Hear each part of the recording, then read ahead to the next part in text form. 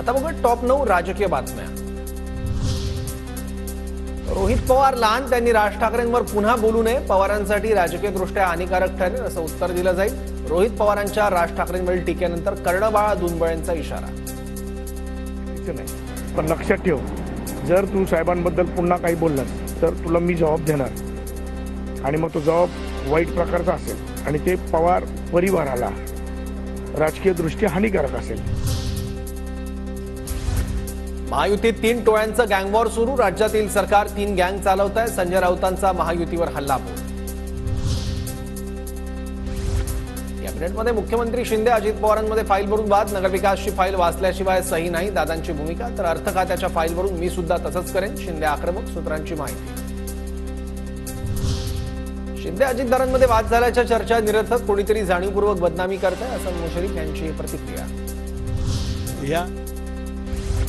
गोंदियाच्या विधानसभेवरून महायुतीतील राष्ट्रवादी भाजपमध्ये रस्सीखेच, गृह मतदारसंघ असल्यानं आम्हाला जागा मागण्याचा अधिकार, प्रफुल्ल पटेलांचं वक्तव्य। तर भाजपची पारंपरिक सीट असल्यानं जागा आम्हाला मिळेल, भाजप नेते परिणय फुकेंचा दावा। विधानसभा निवडणुकीसाठी महायुतीची जोरदार तयारी, महायुतीच्या संयुक्त मेळाव्यांना 20 ऑगस्टपासून कोल्हापुरातून सुरुवात होणार। राज्यात महायुतीचे 9 मोठे मेळावे। अजित पवार गटाची जनसन्मान यात्रा आज पुण्यात दाखल होणार, सारसबाग गणपती मंदिरात आरती करू पुण्यात यात्रेला सुरुवात होणार। तर हडपसर विधानसभा मतदारसंघात संध्याकाळी सभा पार पडणार।